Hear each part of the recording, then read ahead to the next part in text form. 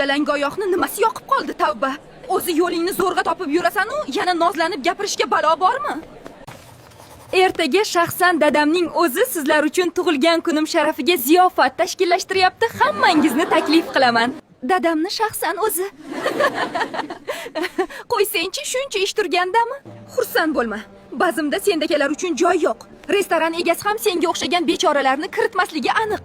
Restoran? Shunday qasrday uying turganda nega restoranda qilasan? Seni tug'ilgan kun bazmini har yili katta qilib nishonlaydi deb eshitgandim. Rostdanmi? Uyingga boramizmi? Qanday baxt! Zo'r-ku. Menga hovlidagi bazmlar juda yoqadi. Dadam aytganimni qiladi deganding-ku, menimcha yo'q demaydi.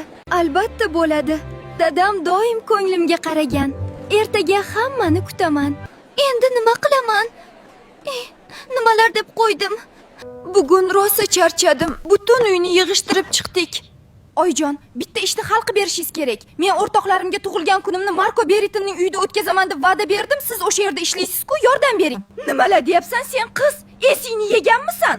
Shundoq ham qizining kiyimlarini olib kelib turibman. Kiyimlari ko'pligidan yo'qolganini ham sezmaydi. Men hammani taklif qilib bo'ldim. Qiz kerak bo'lsa ko'ndirasiz.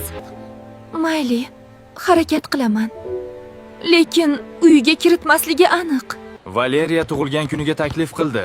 Birga borishga nima deysiz? Zo'r-ku, lekin men bora olmayman. Unga meni borishim sira yoqmaydi. Nimani ovozi? Bayram bo'lyaptimi?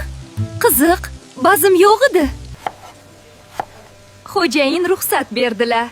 Ishchilarimizdan biri bazm qilyapti. Uylaring o'ylaganimdan ham hashamatli ekan. Buncha baxtli qizsan. Bu hali hammasi emas. Bu kichkinagina bazm-ku. Katta ziyofatlarda qatnashsangiz bormi?